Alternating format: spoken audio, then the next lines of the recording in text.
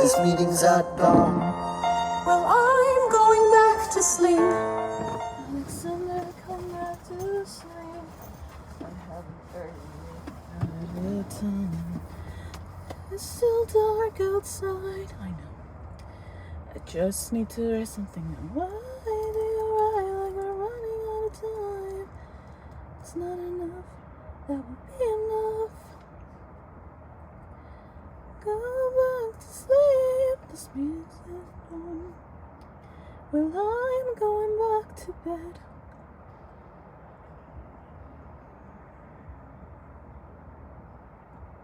Still gotta put that Hamilton on.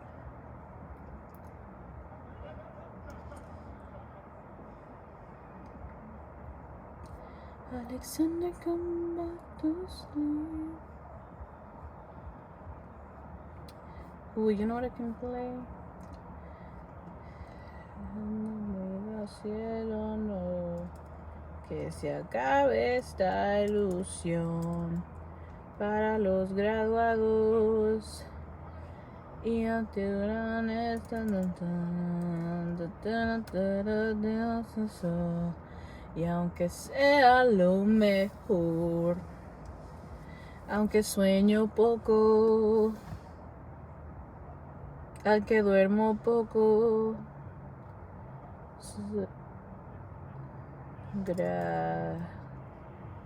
graduados. Girl, I just graduado. This is better? I think that's good. Yeah, it's great. This is great. I love this, guys. I freaking love this song. This is my nichest song ever.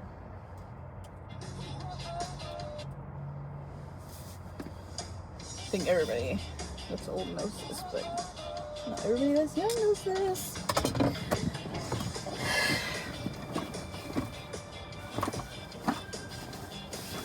Todo quiero coyuntura, tener casas de oficina, tanto que no era normal.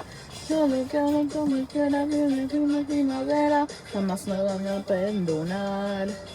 Tener que estar despensable, siendo un poco irresponsable. Yo me quiero pensar que hace un nuevo lugar, que debemos volver a empezar. No permita el cielo, no, que se acabe esta ilusión para los graduados que no oirán esta canción. Ese destino nos cruzó, tal vez sea lo mejor. Y aunque duermo poco, yes baby, come on, run. It's okay. Yeah,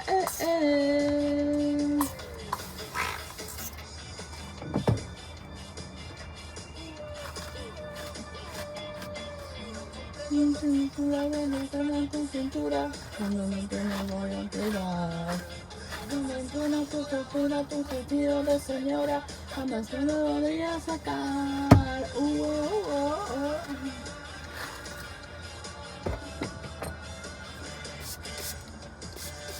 No permita el cielo, no, que se acabe esta ilusión. Para los ganados, que vivan esta misión. Y si el destino nos cruzó, tal vez sea lo mejor. Yo me duermo poco.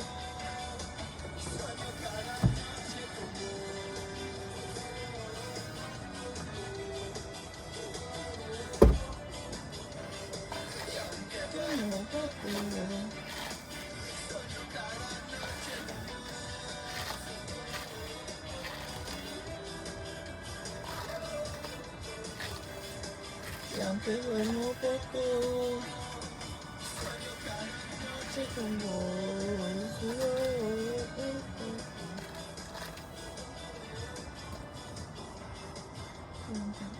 poco.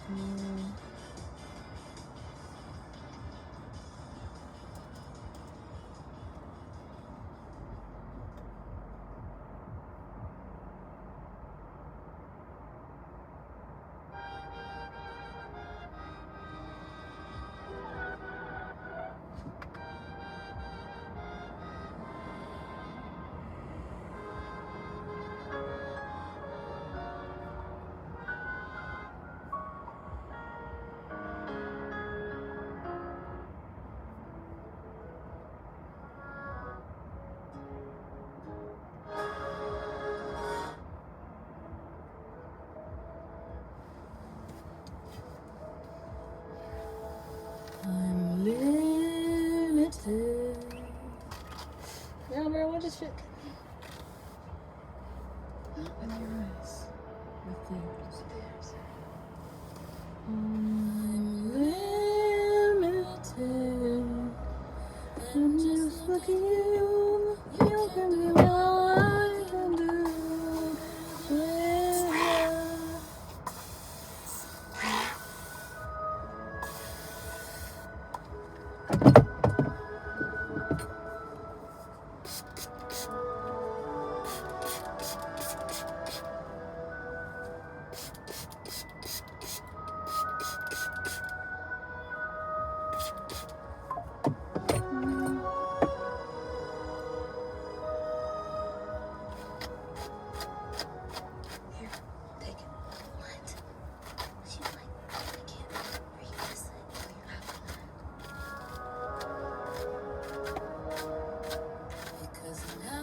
It's up to you. Now it's up to you. Damn, bro, right next to me. This sucks.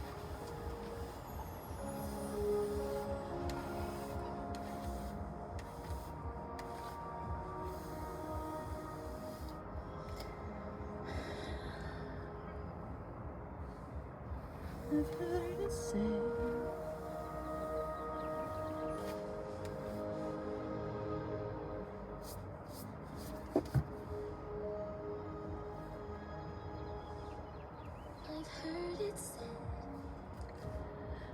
people come into our lives for a reason.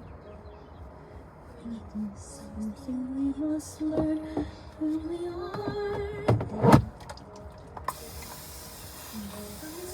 To walk with them,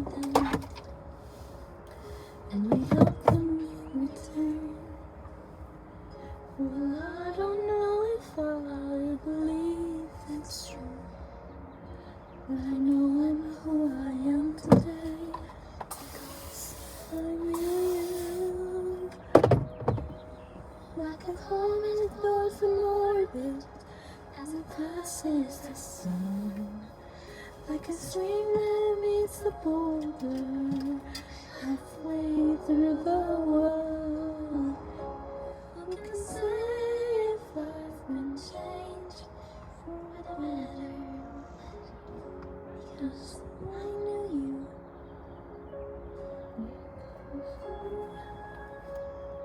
I have been changed for good. In a world maybe, and we'll never meet again in this lifetime. So we'll see we part so much of me. But I learned from you, you'll be with me. Like a handprint on my heart. And whatever way our stories end, I know you have ruined mine by being my friend. Like a ship alone from its orbit, the wind of the sea. I can see the bright side in the starlight. Who can say if I've been changed for the better? Because I knew you. Because I knew you. I have been changed for good. And just to clear the air, I ask for forgiveness for the things something you blame me for.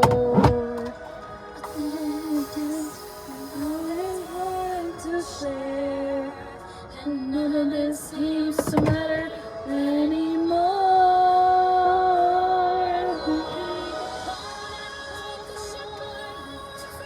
As the sound, like a stranger beats the ballroom, through the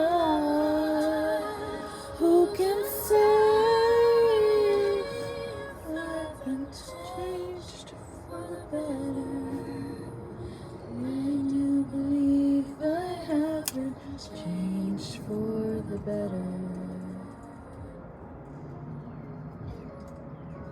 Because I knew you. Because I knew you. Because I knew you. I have been changed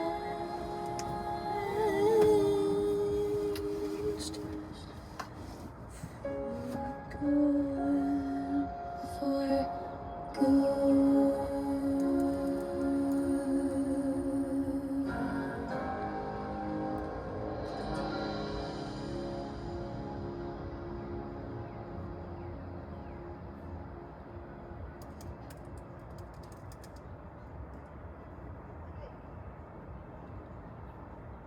I've heard it said that people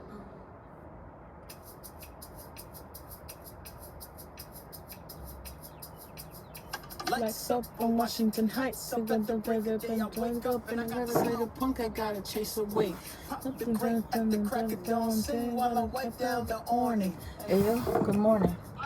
Eat up my 5-top, like Young Cranberry, and just for today I got my mate.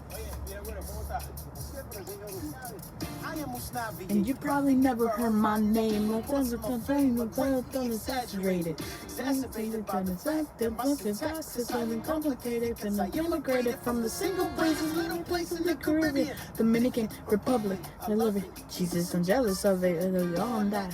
This is that post by so on that and down back. Damn, I gotta get on that. On that. Hold on just a second. Why is everything in this fridge warm and tempered? Let us step it up before the heat, cause I'm not making any profit if the movie isn't light and sweet. You? Me folk, I love it, pero no con leche. Try my mother's old recipe. 1 can of condensed milk. Oh, it's okay. The lottery ticket. Paciencia. My abuela, she's not really my abuela, but she practically raised me. This corner said escuela, but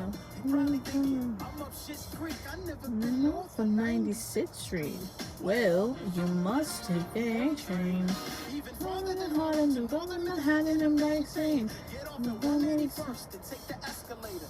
I hope you're writing this down. I'm gonna test you later. I'm getting tested. Times are tough on this bodega. 2 months ago, somebody bought Ortega's. Our neighbors started packing up and picking up, and ever since the rent went up, We love in the heights. One quick, no fights until my day. In the heights and the next and bills to pay. In the heights, in a cafe.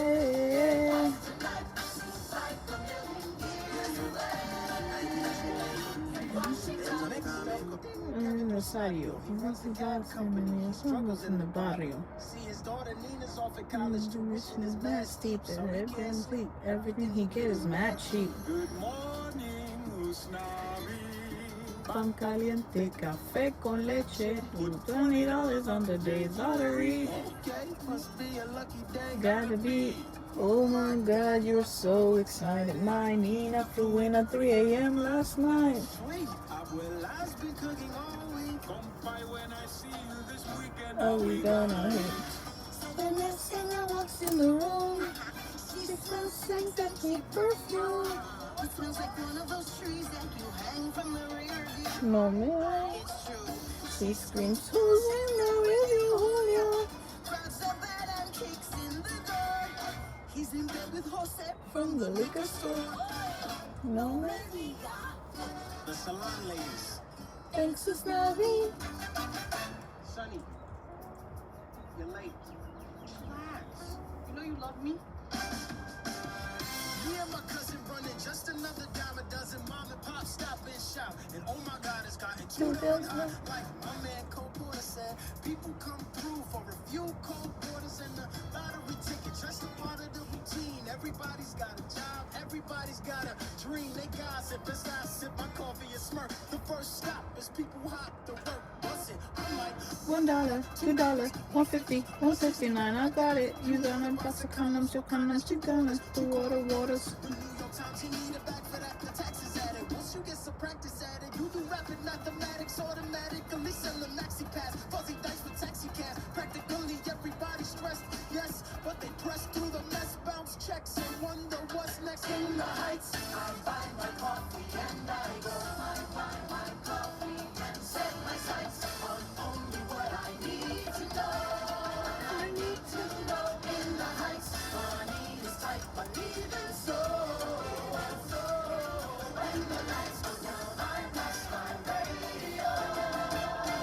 You ain't got no skills, Daddy. Let me get a real Hey kid. guys, welcome to my channel. I'm Mariam. In today's video, I'm And the going to pools and the most important hair night in was this the second Dutch braid coffee. hairstyle, which is so trendy and so popular right now.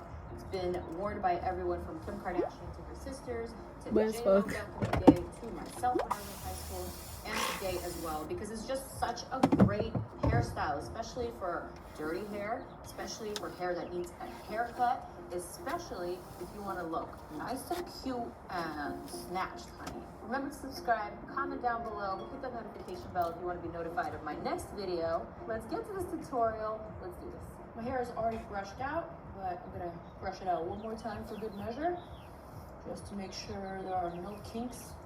And then I'm gonna put a little bit of this oil just on the very ends of my hair. I'm using the L'Oreal Extraordinary Oil Lustrous Oil Serum, and I'm gonna list and link all the products down below for your convenience. You absolutely don't need to use the oil. For me, it kind of just helps with separating the hair and it helps with the braiding. Next, I'm gonna create a very straight part, or as straight as I can. I'm gonna smooth the hair to the side, and then I'm just gonna turn over with my mirror, and I'm gonna check whether that part is crisp and straight. One of the things that I find super important when doing the two braids on yourself is to make sure that when you're working on one side, you clip away the second side as tightly as possible so that no hair from this side can interfere with the one that you're working on. So I'm gonna use an elastic. I'm gonna tie it in a little bun here, and I may even clip it just to make sure that it's nice and tight and clean. The next thing that I like to do is spray some type of spray, some type of gel, or like rub a pomade, or something that will give me just a little bit of grip. Today I'm using the Kerastase Spray Apporte Flexible Hold Hairspray. I'm just gonna rub it through my hair strands just to make sure that this top part is evenly coated. And at this point, I'm ready to start the braiding process. Now, before I even go on any further, let me just point out, if you know how to braid a regular braid, a 3-strand braid, then you for certain know how to Dutch braid and how to French braid. A Dutch braid or a French braid is basically the same thing. You start with 3 sections. For the Dutch braid, you start with the center section first, you flip it over the side, you braid it as you normally would, and then once you get to Okay, that makes a lot of sense actually.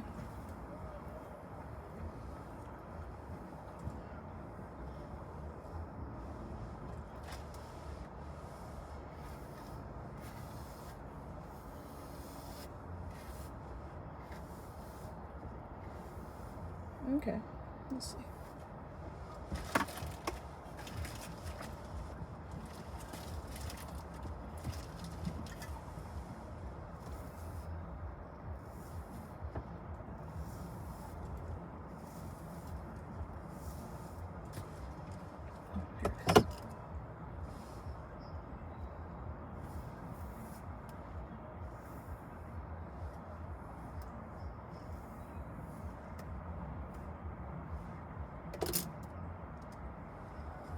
You braid it as you normally.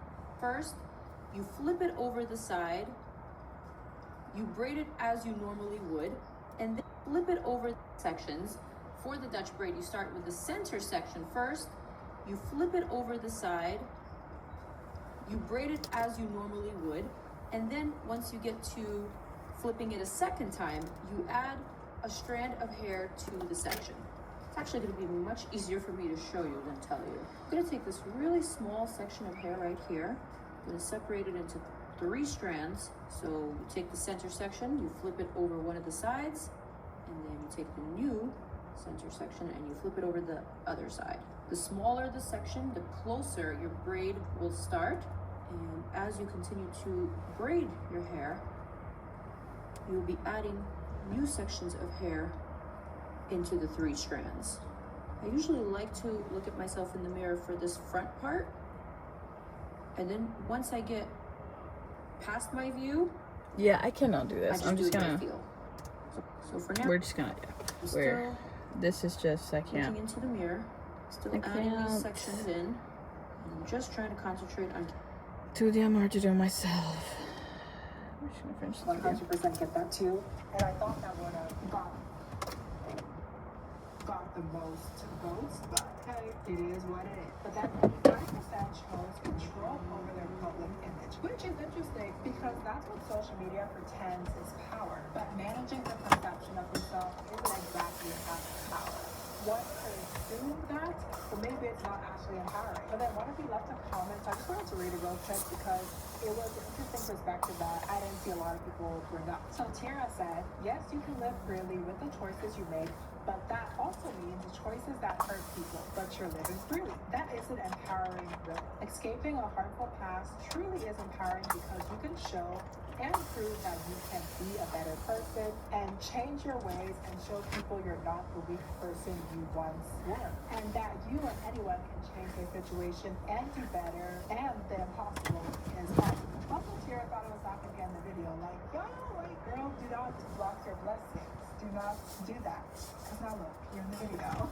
But I do get what she's saying because freedom without accountability can easily lead to harm. Just because you can't do something doesn't mean that it's automatically empowering. But I also think this is where the conversation gets complicated. A lot of people choose living freely, not because they want to intentionally hurt someone, but because for so long they didn't get the choice to live freely and make their own choices. So freedom to them isn't about recklessness, it's more about finally breathing and making your own choices. But I do agree that escaping a harmful past situation is very empowering. And that type of empowerment isn't always loud, it doesn't always make money, it's not glamorous, but it's real, and it hopefully lasts. And when it comes to Piper, someone who has seemingly never had control over her image, her money, or her labor, it looks like now that she's 18, she's finally making a choice for herself.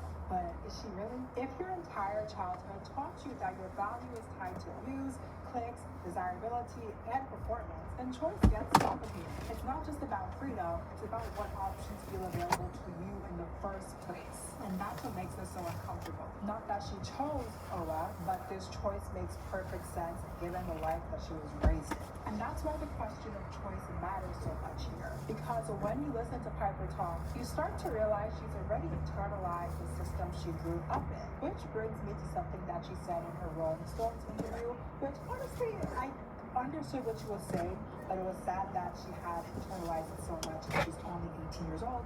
And she probably has internalized this thought or idea even when she was a minor, which is terrible. But before we get into that, thank you so much for participating in the polls. It always makes these videos interesting. If you want to be part of future polls, you know where to find me. It's NK's World with 2 D's, because I couldn't get one D because someone else took it, okay, period. So when she was asked how long she plans to stay on OA, she didn't give a timeline. So there's no number, no exit strategy. But maybe she has one, but she did not say it. She says that she will know when it's time, emotionally and financially. But it was weird because she was very deliberate on one thing. She doesn't want there to be a specific amount of money tied to her stopping, because in her mind, that would mean that she's only doing it for the money. But in reality, if you're not doing it for the money, then what are you doing it for? It sounds like she's doing it for the money because it makes sense. She's making a lot of money, and she wanted to buy her grandma a car. She bought her grandma a car. She wants to open the cat rescue, so she's saving the money she's making from her new platform. And she also wants to build herself a house. So wouldn't it make sense to quit OA once you achieve all your financial goals? Maybe she doesn't want to say this so her subscribers don't hear this. Let's be real, we all know what she's doing it for. The same reason why everyone else is on the platform. to make some money. Anyway, she also talks about aging as well, and this was what I was talking about before when I was sad or shocked that she had to internalize this at such a young age. She was talking about how once she's older, she's gonna know that people are not attracted to her anymore. She didn't say it directly, but basically she was saying that the younger you are, the more beautiful you look, the more people are attracted. Alright, sorry guys.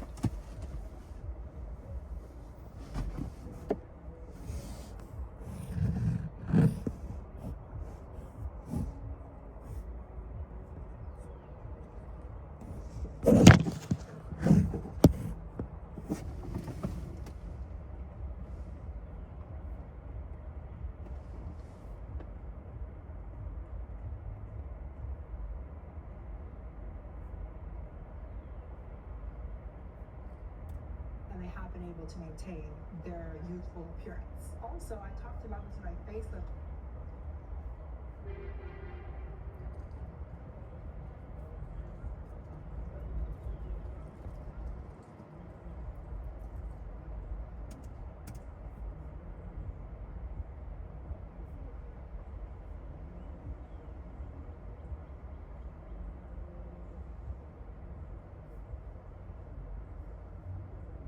Jackson fraud and a never Trumper. Fox News just exposed Jackson bankrolled Trump's 2024 opponents. Fox also uncovered Jackson handed Liz Cheney a huge donation right at. There's a very specific version of America that the rest of the world knows. Hollywood, Silicon Valley, the moon landing, Elvis Presley, the invention of the iPhone, Coca-Cola, the American dream. And then there's the reality. New report reveals 69% say their income is falling behind the cost of living. This morning, a young Kentucky man says his life is on hold because a heart condition left him with massive debt despite having health insurance. Millions with student loan debt are facing uncertainty and the potential for higher monthly payments. Not every family can afford to pay. 1/3 of students are in debt. It genuinely is an extraordinary country in a lot of ways. But this video isn't about that version. This video is about the version that doesn't make it into the tourist brochures. The version where you can follow every rule, work hard your entire life, do everything right, and still lose everything because you got sick. Where children are publicly shamed at school for not having enough money for lunch. Where a machine, not even just people anymore, but machines, ask you for a tip after doing the most basic task. Right. Let me show you what I mean. Let me tell you about James. James is in his late 30s, lives in Colorado, he's got a good job, a family, and he gets health insurance through his employer. By any reasonable measure, we would say that James has done everything right. Well, in 2019, James woke up one morning with tightness in his chest and pain radiating down his left arm. His wife drove him to the emergency room immediately, and they admitted him right away. For 3 days, he was in the hospital. They ran an EKG, a stress test, they did a CT scan, and did blood panels every few hours. The cardiologist came in to see him, then another one. They managed monitored his heart around the clock, put him on medication, made sure he was stable. On day 3, they discharged him home. They said it wasn't a heart attack, but it was a serious warning, and that he should take better care of his health. James went home, he hugged his kids, and felt extremely lucky. And 2 weeks later, an envelope arrives in the mail. The hospital bill for $112,000. Holy shit. Now, James has health insurance. Good insurance, even. Or so he thought. And his insurance did cover most of his hospital stay. But his share, after the insurance paid, was $34,000. And just to put that into perspective, the median American household earns around $74,000 per year. So essentially, James was being asked to hand over nearly half of an entire year's income for a 3-day stay in the hospital. For a stay that didn't even involve surgery. I don't know about you, but I don't have $34,000 sitting around. Most people don't. And neither did James. He tried to negotiate with the hospital, and they came down a little bit on the price, but not enough. So James was left with only one option. He filed for bankruptcy. And here's the thing, this sounds very overdramatic, but this isn't a tragedy. This is an average Tuesday in America. About 530,000 American families file for bankruptcy every year, largely in part due to medical bills. If you're watching this from the UK or Germany, Canada, France, that number probably just broke your brain a little bit. You're probably doing the math in your head thinking, how is this possible? And if you're American watching this, you probably just nodded because you've heard this story, or maybe you've lived it. Maybe it's your story. That gap between the international confusion and the American shrug is exactly what this video is about. There are 5 things happening in America right now that are completely legal, completely normalized, and just accepted as simply how things are, that the rest of the world finds genuinely incomprehensible. We're going to look at all 5 of those things today, and by the end, I think you'll see that they're not actually 5 separate things. They're one thing. The same thing, wearing 5 different masks. Let's start with the one that started this whole video. Healthcare.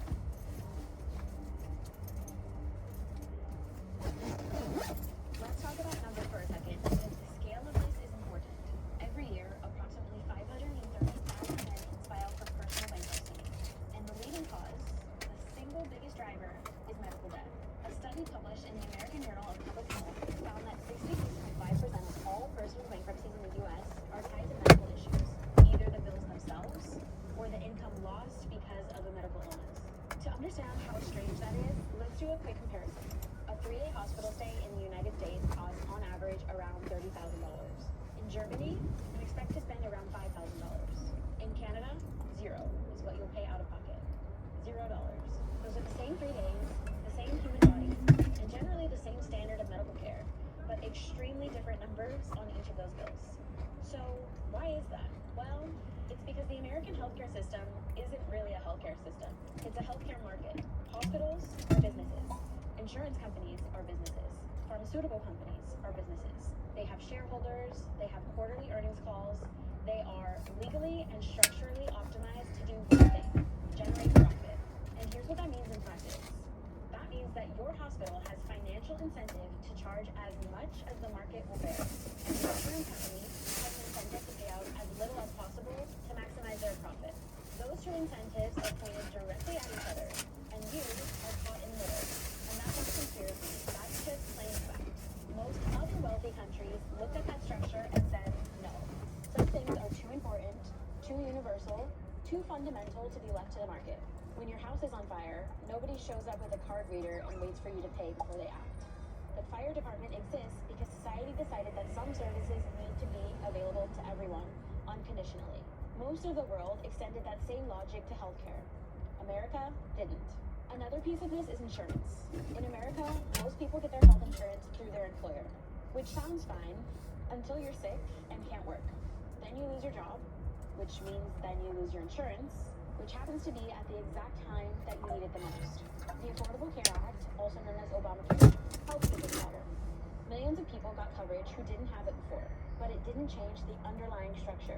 The profit motive of these companies are still there. The same procedure at the same hospital can cost 10 times more depending on which insurer you have. So adults in America can go bankrupt for getting sick.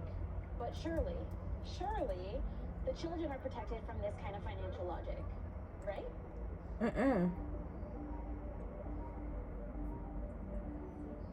In thousands of American schools, when a child's lunch account runs out, the hot meal gets taken off their tray.